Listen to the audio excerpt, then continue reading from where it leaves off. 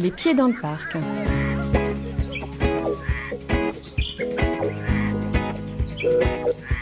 Du côté de Rieutort, la Loire change brusquement de direction, délaissant la Méditerranée pour aller se jeter dans l'Atlantique. On raconte que c'est le suc de boson qui aurait contraint le fleuve. Mais qui a détourné la Loire ? Des scientifiques se sont penchés sur la question. C'est une des nombreuses légendes qui existent sur le plateau. Donc non, ce n'est pas un suc, et on pense effectivement au suc de boson, mais ce n'est pas le suc de boson qui a détourné la Loire. En fait, la Loire a ce tracé depuis bien plus longtemps que l'âge du suc de boson.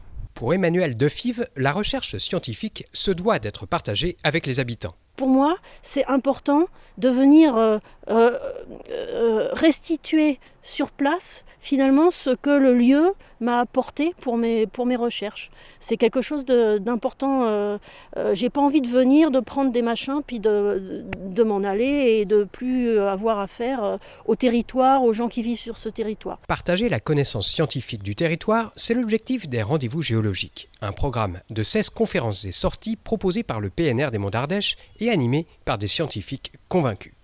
Oui, ce sont avant d'être des scientifiques, ce sont des passionnés. Et donc à partir de là, ils arrivent à communiquer vraiment assez facilement, y compris même pour les enfants, leur passion de la géologie, mais qui est aussi la passion des paysages, du territoire du parc des Monts d'Ardèche. Et donc ça passe vraiment très très bien. Thème central des rendez-vous géologiques, la ligne de partage des eaux est aussi le cœur du parcours artistique du même nom qui verra le jour cet été.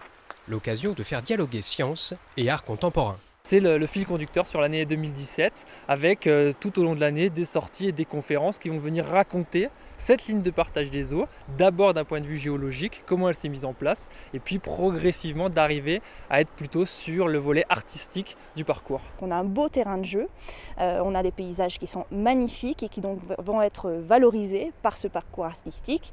Parcours artistique, ça veut dire des œuvres d'artistes invités à créer directement sur des sites de patrimoine extraordinaires, que ce soit au niveau géologique ou au niveau culturel, qui vont venir donc entrer en dialogue avec une création contemporaine.